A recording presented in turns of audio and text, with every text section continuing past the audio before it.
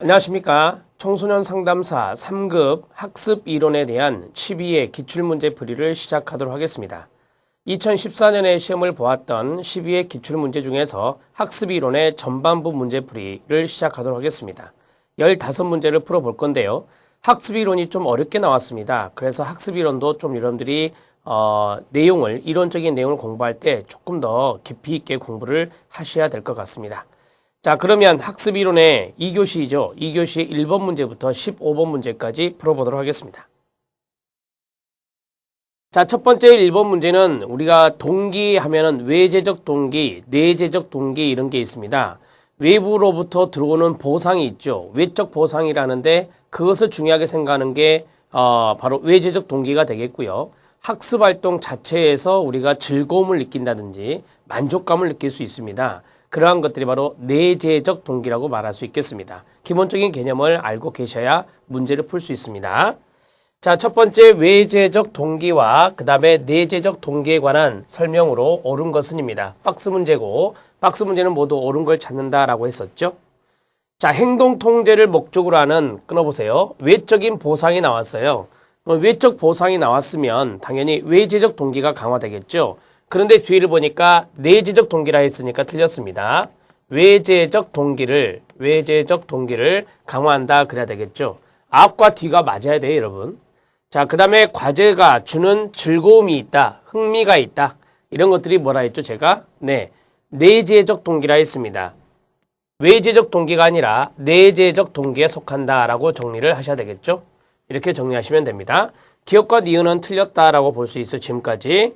자, 내재적 동기란 끊어보세요. 학습활동 자체가 보상으로 작용하는 동기다라고 했습니다. 제가 앞에서 말씀드렸죠. 학습활동 자체로 인해서 만족감을 느낀다든지 즐거움과 흥미를 느끼는 게 바로 내재적 동기라고 이야기하는 겁니다. 개념이고요. 디귿 맞습니다. 그 다음에 리을입니다. 외적 보상이 끊어주세요. 자, 외부로부터 어떤 보상이 있죠. 그러한 보상이 수행에 대한 정보를 제공할 경우 끊어주세요. 여기서 수행에 대한 정보는 학습 수행이 됩니다. 학습 수행에 대한 정보를 제공할 경우 내재적 동기가 손상될 가능성이 어떻다? 적다라고 했습니다. 이걸 좀 더 쉽게 말하면 외부에서의 어떤 보상이 주어졌어요. 그런데 그것이 학습 수행에 도움이 되게 했습니다. 학습 수행에 도움이 되게 했으면 당연히 만족감도 올라갈 수 있다 이 말이죠. 따라서 내재적 동기가 손상될 가능성이 적다 맞습니까? 예, 맞습니다. 학습 만족도가, 다른 말로 하면 학습 만족도가 향상된다라고 볼 수 있죠. 향상된다. 이렇게 해서 정리하시면 돼요. 자, 그래서 디귿과 리을이 맞습니다. 답은 3번이 답이 되겠습니다.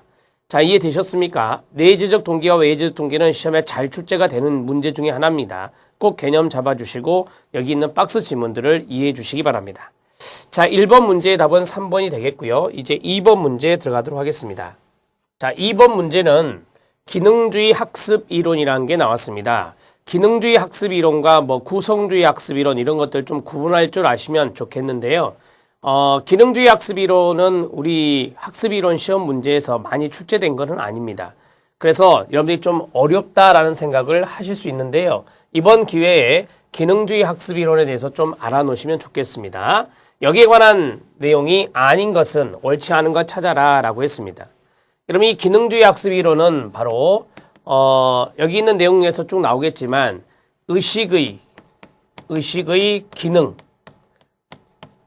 우리가 이제 학습을 할 때 의식적인 부분이 중요하지 않습니까? 따라서 의식의 기능과 그 다음에 작용, 그런 것에 초점을 두는 것이 바로 기능주의 학습 이론이다 이렇게 정리하시면 돼요. 여기에서 기능이란 단어가 눈에 띄십니까? 예, 이러한 것들을 의도적으로 조금 알아놓으시면 도움이 되겠고요. 윌리엄 제임스는 대표적인 기능주의 학습 이론가가 됩니다. 우리가 이제 제임스라고 하면 되네요. 이 제임스가 대표적인 기능주의 학습 이론의 학자다 이렇게 정리하시면 되고요. 맞습니다. 인간의 의식은 끊어보세요. 하나의 통일체로 기능한다라고 했어요. 자, 의식의 기능이 어떤 기능이라고요? 통일체로 기능한다. 하나하나의 요소가 아니라라고 하는 거죠. 하나하나의 요소로 구성되어 있다라면 구성주의 학습 이론이라고 해요. 그래서 요소로 환원될 수 없다라고 했습니다. 맞습니다. 다시 말씀드리면 의식은 하나하나의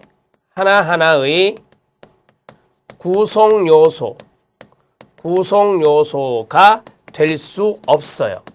될 수 없다. 이렇게 정리하시면 돼요. 그럼 만약에 될 수 있다 그러면 여기 있는 구성주의 학습 이론이 되는 거예요. 이렇게 정리하시면 되고요. 2번 지문 잘 알아놓으십시오.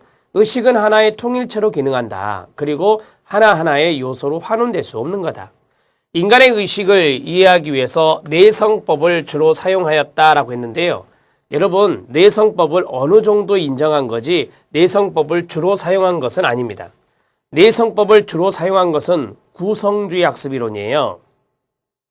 우리가 이제 내성법, 안내자를 쓰거든요. 그래서 내성법의 개념은 여러분 해설에도 나와 있지만 우리가 마음속에 있는 것을 가만히 생각하게 해보는 것. 그게 바로 이제 내성법이라고 이야기하는 건데요.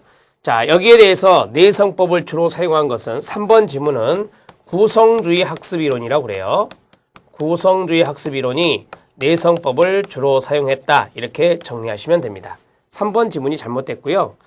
행동과 의식은 끊어요. 환경과의 관계에서 끊어요. 끊임없이 뭐한다? 변화한다 라고 합니다. 여기서 의식이란 단어를 좀 더 잘 알아놓으시고요. 자, 끊임없이 변화한다. 의식이라는 것은 변화한다 라고 정리하시면 되고, 자, 의식의 기능과 작용에 초점을 두었다. 제가 말씀을 드렸죠? 네, 맞습니다. 이 문제 하나로 여러분들이 기능주의 학습 이론을 잘 알 수 있는 대목이 되고요. 기능주의 학습 이론에 이제 좀 우리가 문제를 출제할 때 출제자의 의도는 이 사람이 지금 구성주의 학습 이론과 구분할 줄 아느냐, 그것을 테스트하는 문제라고 볼 수 있습니다. 구성주의 학습 이론은 바로 인간의 의식을 이해하기 위해서 내성법을 주로 사용했던 것이 구성주의 학습 이론이에요. 그래서 3번이 잘못되었다라고 볼 수 있겠습니다. 이해되셨습니까? 의식을 하나하나의 요소로 환원될 수 없다. 기능주의 학습 이론이고요. 하나하나의 구성 요소로 환원할 수 있다. 그게 바로 구성주의 학습 이론이다. 이렇게 정리하시면 됩니다. 구분해 놓으시기 바랍니다. 구분해 놓으시는 게 상당히 중요하죠. 자, 2번 문제의 답도 3번이 답이 되겠습니다.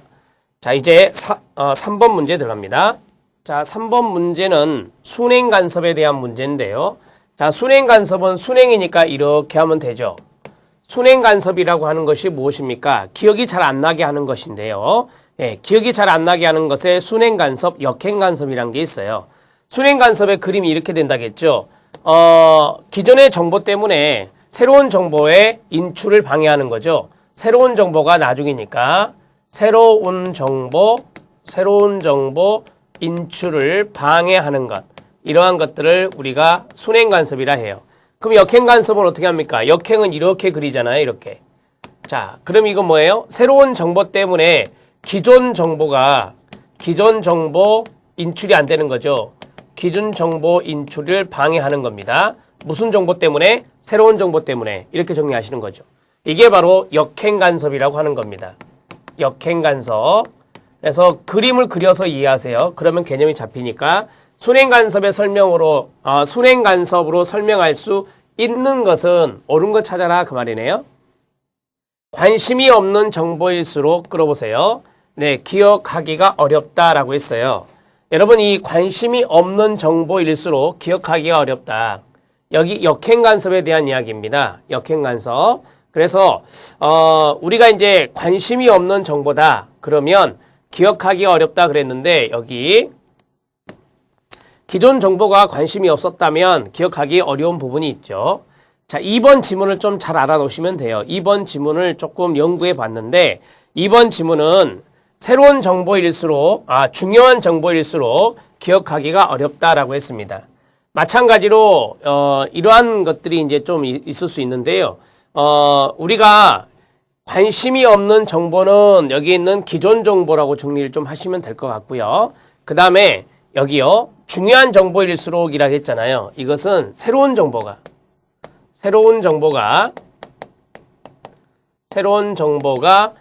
중요한 정보가 되는 거죠. 중요한 정보가 되는 겁니다. 자, 새로운 정보가 중요하면 중요할수록 기존 정보 이러한 것들이 이제 기억이 잘 안 날 수 있죠. 왜냐하면 이게 너무 큰 역할을 하기 때문에. 그래서 새로운 정보 때문에 기존의 정보를